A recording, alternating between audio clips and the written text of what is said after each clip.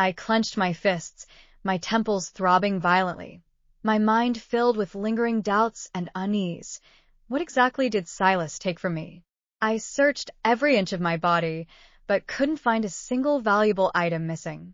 Still, that nagging feeling that something crucial had been stolen grew stronger and stronger, as if an invisible hand were gripping my heart, suffocating me, and leaving me gasping for air. When he heard the red-clad man's words, Silas seemed to have heard the greatest joke ever told. He laughed so hard his whole body shook, his eyes brimming with mockery, almost spilling over. He scanned me with a gaze that seemed to treat me like prey, then abruptly turned and fixed his stare on the red-clad man, his voice cold, menacing, and utterly arrogant. "Lila, I'm determined to have her, Evan Thorne. You can't possibly cling to her like a piece of dog plaster day after day, can you? How could a vibrant young woman willingly stick around with an old monster like you, somebody who's been dead for ages, hollow and lifeless?" Evan Thorne. It really was him, the very name engraved on the memorial tablet, my nominal husband, Evan Thorne. Silas's words were downright infuriating. If it had been me, I'd have exploded with rage upon hearing them, let alone Evan, who was already notoriously petty.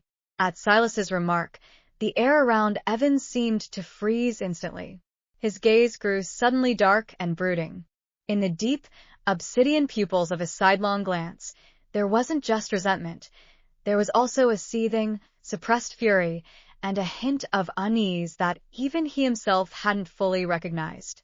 It was as if he cared deeply about what Silas had said, but even more so about how I was reacting to it. Seeing him look at me like that, I flinched, my skin prickling all over. I quickly lowered my gaze, utterly afraid to meet his eyes. Seeing this, Silas only became more relentless in his teasing. "Hey, Evan Thorne, your little wife doesn't even dare to look at you. Do you really think she'd ever be sincere with you? If it were me, I'd just swallow her whole. No need to let others lay a finger on her." Evan's face instantly turned as dark as the bottom of a pot, and I was so terrified that my whole body started shaking uncontrollably, like a sieve being shaken vigorously. "You're really asking for it," Evan said, his voice as cold as ice. His fingers slowly curled inward, without the slightest hesitation. Then there was a muffled thud. Silas didn't even have time to let out a scream before his body was crushed right there in front of us, bloody fragments and gory scraps splattering onto the ground. Yet the fury in his eyes didn't subside. Instead, it seemed to grow even more agitated, as if he were taking out his anger on someone else. But just as his body shattered into pieces, a wisp of dark energy shot free with astonishing speed, vanishing in an instant into the pitch-black night. A strong premonition struck me. Silas hadn't really died at all. The way he'd looked at me just now, his eyes seemed to say clearly that he'd come back for me again. I stood frozen in place, my peripheral vision catching a glimpse of that glaring red nearby. My heart nearly leapt out of my chest. It was him, Evan Thorne, my husband. No wonder he'd been so furious last time. He must have thought I'd been cheating on him. Although he'd saved me this time, who could guarantee he wouldn't just kill me if he got angry again? His method of killing was shockingly simple and brutal. Just thinking about the scene of Silas's head cracking open made the skin on the top of my head feel icy cold. "Scared stiff, are you?" came a mocking voice from above. And no. I jumped in fright, my head drooping even lower. Evan's voice was laced with even deeper sarcasm, almost sinister, in fact. That son of a bitch was right when he said you don't dare look at me, wasn't he? I really couldn't bring myself to do it.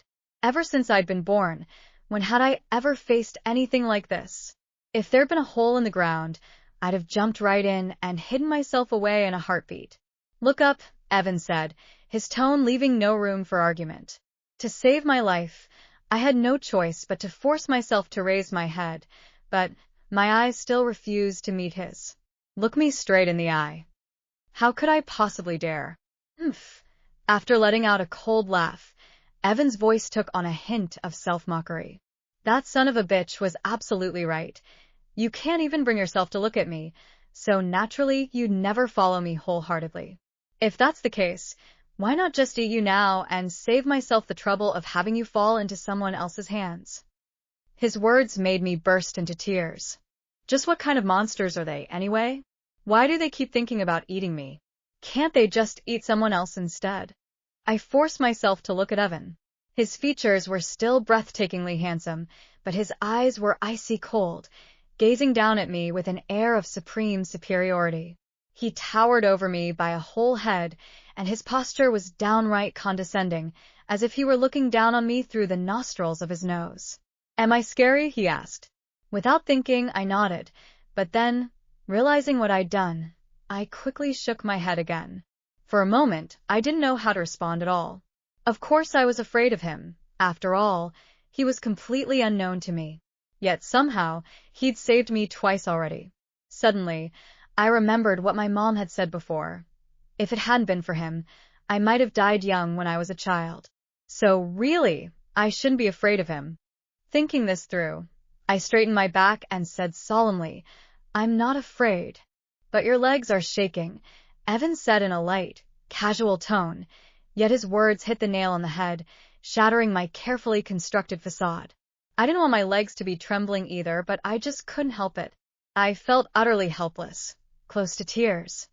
My legs, they've got a mind of their own. Seeing how close I was to bursting into tears, Evan impatiently waved his sleeve. I hate it when women start sobbing and wailing. "Just get out of here already, and don't you dare take off that silver charm again. If you dare take it off one more time," he warned, "I'll twist your head right off your shoulders." I didn't. I was about to protest that I'd never taken it off again when I reached up to touch my neck, and found it completely empty. Where was my silver charm? I distinctly remembered wearing it when I'd gone home. Suddenly, a cold sensation spread across the palm of my hand. It was the silver charm, shoved into my hand. I looked up, and Evan had already vanished without a trace. I'd never dare linger any longer on the back hill. Instead, I mustered all my strength and bolted home as fast as I could. Just as I reached the gate of the courtyard, I saw Mom rushing out of the house, flashlight in hand. It was clear she'd been searching for me. "Mom," I shouted, sprinting toward her. When Mom spotted me, her eyes instantly turned red, and her face was etched with sheer relief and a hint of fear. She grabbed me tightly and slapped my bottom twice hard. "You little brat. Didn't I tell you to kneel for 8 whole hours? Where have you been wandering around in the middle of the night? You nearly gave me a heart attack." After scolding me, she pulled me close and hugged me tight. As I felt her warm embrace enveloping me, all the fear that had gripped me seemed to melt away. "Thank goodness you're okay," Mom said, her voice choked with emotion as she finally let out a sigh of relief. Then, almost immediately, she asked again, "Where on earth have you been?"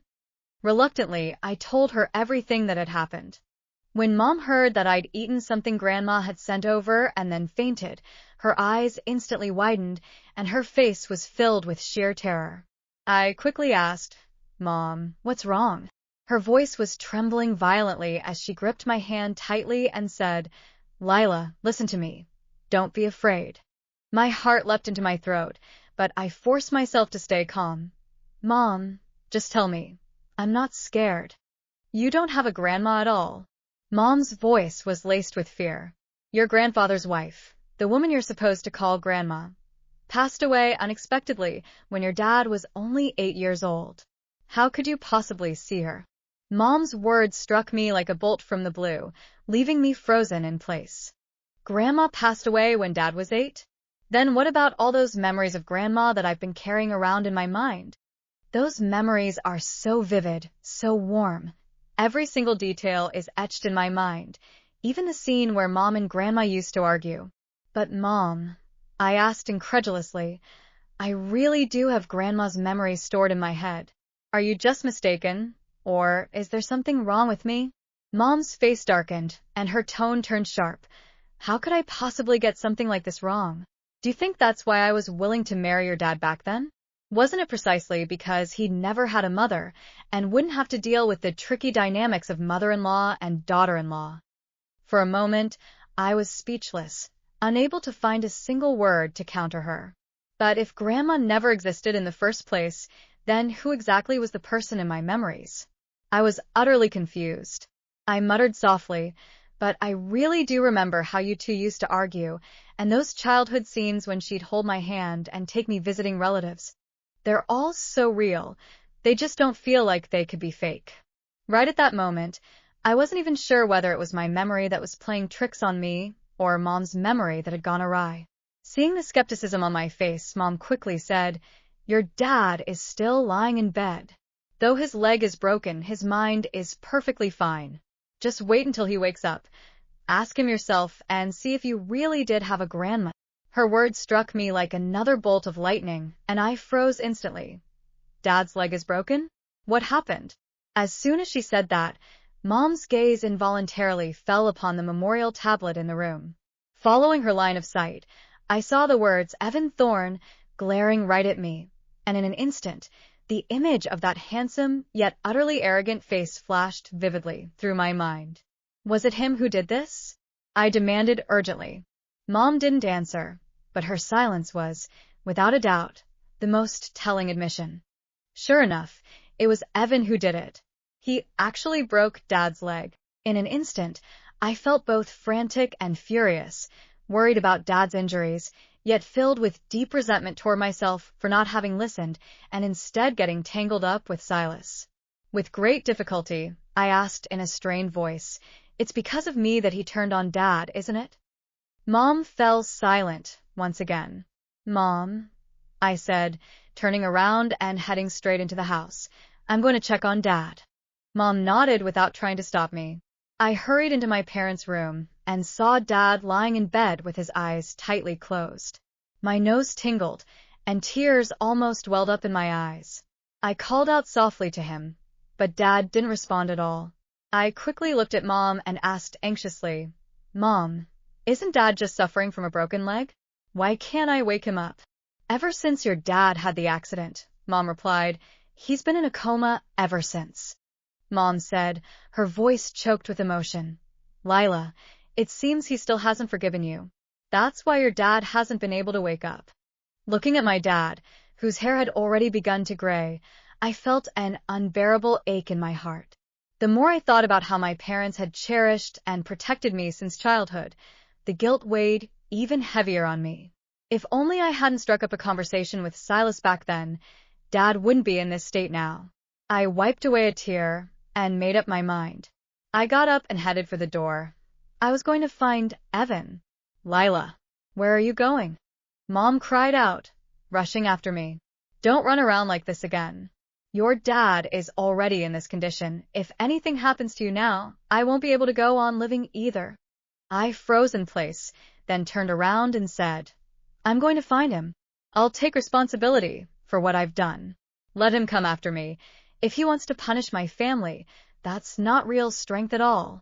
Look for him." Mom's pupils suddenly contracted, and she snapped in a harsh tone, "No way. Absolutely not. Lila, you'll only provoke him." I clenched my fists and took a deep breath. "Mom, I've already met him." Mom's body froze abruptly, her eyes filled with disbelief, and her lips began to tremble. "You've met him?" I nodded solemnly and told her about how Evan had saved me. While Mom was still reeling from the shock, I immediately turned around and ran out of the room. When I reached the living room, Evan's memorial tablet was still sitting on the altar. Without a second thought, I grabbed it in my arms and dashed back to my own room. Once I got back to my room, I sat down on the edge of the bed, staring intently at the tablet in my arms. I didn't know for sure whether Evan was really connected to this tablet, but I had no choice. I just had to give it a shot. Shaking the spirit tablet, I called out his name. "Evan Thorne, are you there?"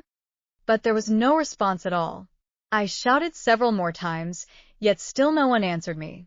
Could it be that Evan had nothing to do with this spirit tablet after all? Then a sudden thought struck me. I raised the tablet high and said in a menacing tone, "Evan Thorne, if you don't answer me soon, I'm going to smash this thing." As soon as I finished speaking, a chilling, damp breeze blew in through the window. And there, sitting calmly on my windowsill, was that glaringly red figure. "Not bad for someone so bold. Go ahead and try if you've got the guts," Evan said coldly. Of course, I didn't really have the guts to smash it. I'd just been trying to provoke him into showing himself. I've got to admit, my gambler's mentality really paid off this time. No way, no way. Without hesitation, I hastily placed the memorial tablet on the table. Then, in a flash, Evan appeared beside me, clad in red. He sat down on my bed, his face cold as he fixed his gaze on me. "What brings you to see me?" he asked sharply.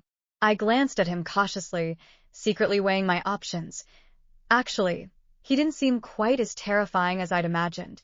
At least he probably wouldn't kill me. After all, I was technically his wife. After a brief moment of thought, I dropped to my knees before him with a thud. The instant I knelt, I clearly saw Evan's body stiffen ever so slightly. Sobbing uncontrollably, I cried out, "Honey, I was wrong. I shouldn't have been so foolish as to let Silas bring me back. It's all my fault. If you want to punish me, go ahead and do it yourself. I'll take full responsibility for my actions. But please spare my parents, they're innocent." Inside, I thought to myself, I'm already weeping so heartbreakingly, looking utterly pitiful.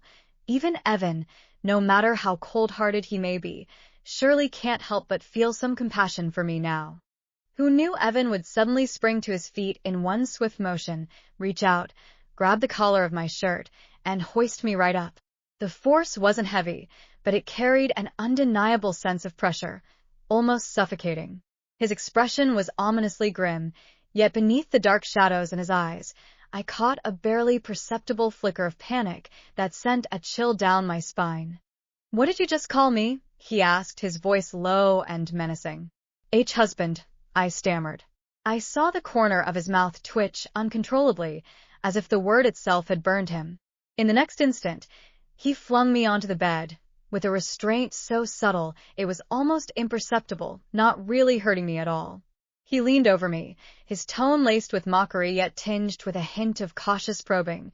"You sure have a smooth tongue for that. Have you ever called other men by that name before?" As I stared into his handsome face, so close now that I could almost feel his breath on my skin, my own breathing nearly stopped. My nose was filled with Evan scent, a crisp, fresh aroma that reminded me of mountain springs. "Lila, you're avoiding my gaze," he said, gently pinching my chin and forcing me to look straight into his eyes. His gaze was as deep and mysterious as a tranquil, hidden spring, almost as if it were about to swallow me whole. For a moment, I didn't know what to say. After all, So, does calling out the celebrity husband count?" I asked softly, feeling guilty and uneasy.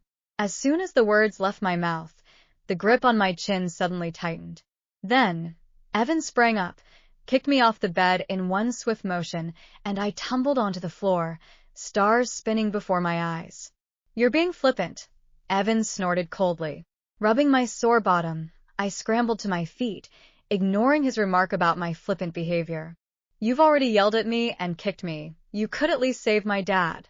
From now on, I'll take responsibility for any trouble I cause myself. Just please stop involving my parents in this mess." Evan furrowed his handsome brows, his eyes flickering briefly. His tone softened slightly as he said, "It wasn't me who caused your dad's problem." He seemed reluctant to let me misunderstand him, yet he couldn't bring himself to explain much in detail, so he just stated his position in the simplest possible terms. His words left me utterly stunned.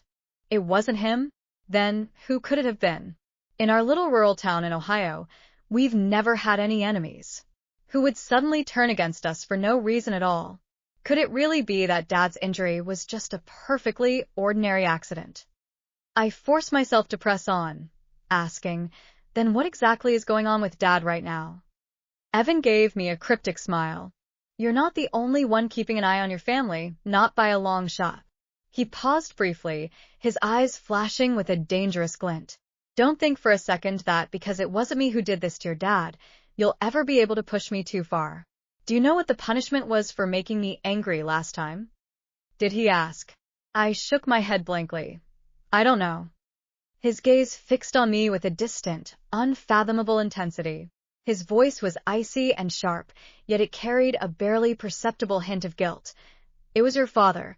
You saw him dying and did nothing to help." As he spoke these words, his fingertips curled slightly, as if restless with his own cold indifference. The words felt like several chunks of ice, slamming mercilessly into my heart. Suddenly, my eyes widened in shock, and I finally understood what he meant.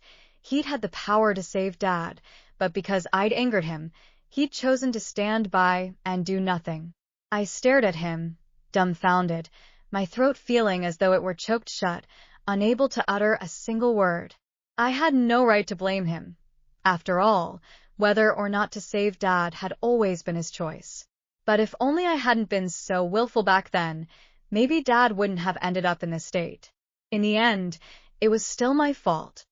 Coming to my senses, I quickly asked, "Do you have any way to save my dad?" "He's still unconscious." Before I could finish my sentence, Evan interrupted me. "Why should I save him?" His words left me speechless. As I looked into his eyes and saw the mockery there, I felt a burning sensation on my face. But now that things had come to this, I simply couldn't afford to care about any of that anymore. I dropped to my knees in front of him once more and grabbed his legs tightly. "I truly realize how wrong I've been. If you're still angry, you can hit me, yell at me, whatever punishment you want to give me, I'll take it all. Please just save my dad. His condition is really critical right now, and besides, he's also your father-in-law by name. Forget about pride or dignity. Right now, as long as it means saving my dad, I'd do absolutely anything. Let go."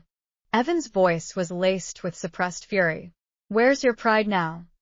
Grit?" I gave a bitter laugh. Could grit really save my dad? No way.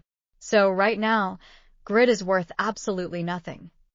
I hugged him even tighter, secretly thinking to myself, his legs are long and strong. If it weren't for the urgency of the situation, I'd really love to run my fingers over them. "Evan Thorne," I shouted loudly, "if you don't save my dad, I'm not letting go, not ever. Wherever you go, I'll follow you right there and become your leg pendant." I could clearly feel the cold radiating off Evan's body, yet in the end, he still managed to suppress his irritation, briefly closing his eyes without kicking me away. With a flick of his long sleeve, he effortlessly hoisted me up until we were face to face. His handsome features were etched with impatience, yet beneath the surface, there was a hint of resignation in his eyes. "I've never met a woman as brazen as you. Want to save your dad? Meet me at 5 Mile Creek tomorrow night at 11 o'clock. Remember, only you can come, and don't tell a soul." With that, he tossed me back onto the bed. But this time, I clearly felt his strength had softened considerably. Evan's red figure gradually faded into the distance, soon disappearing completely in the faint glow of dawn. Good heavens, it's almost daylight already. Not long after he left, Mom pushed open my bedroom door. Seeing the memorial tablet on the table, Mom's face turned deathly pale with fright. She clasped her hands together and began muttering incessantly toward the tablet. "Divine Lord, please don't hold it against me. Divine Lord, please don't hold it against me. Your humble daughter was so foolish. I'm sorry if I've ever offended you in any way. I beg you, show mercy and spare her just this once." After finishing her prayer, Mom finally turned to me and, without saying a word, slapped me twice hard on the bottom. The slaps were loud, but they didn't really hurt much. "You little rascal. Why did you bring the spirit tablet of the Divine Lord into the house? Do you still want to anger him even more?" Mom shouted, visibly agitated. "Mom, please calm down," I hurriedly explained. "I'm not trying to make him angry. I just want him to save Dad." Hearing my words, Mom looked at me as if I were a complete fool. "Have you lost your mind from being scared? The way Dad is now, that's his punishment. How could he possibly save your dad? He said it wasn't him who did what happened to Dad," I quickly added. Mom froze for a moment. "You actually believe him?" she asked, her voice tinged with disbelief. I fell silent. I didn't know why I'd believed him, but deep down, I just couldn't shake the feeling that, given his abilities, there was absolutely no reason for him to lie to me about something like this. "Lila, promise me," Mom said, looking at me pleadingly. "From now on, never again have any overly intimate contact with anyone of the opposite sex. Then your dad will get better." I lowered my head and obediently replied, "Mom, I'm not brave enough anymore. Don't worry, I'll be fine." Mom sighed with relief and looked at me with eyes full of tenderness. "You haven't been at peace since you came home yesterday. While it's still light out, you'd better get a good night's sleep. During the day, those nasty things don't dare to show themselves." I nodded. I really was utterly exhausted, body and soul. I lay down on the bed still fully clothed, and after Mom glanced at me briefly, she picked up the memorial tablet from the table and left the room. I closed my eyes, thinking to myself, once I've had some rest, I'll head over to 5 Mile Creek tonight to meet Evan. But Mom was wrong. Those nasty things actually dare to come out even during the day. Because of everything that's happened these past few days, my sleep has become unusually shallow. Even the slightest sound can jolt me awake. So when a sudden rooster crow echoed from the yard, I shot straight up, my eyes snapping open. Good thing I didn't open my eyes. Once I did, I was instantly frozen with fear. Right by my bedside, there was a figure sitting there.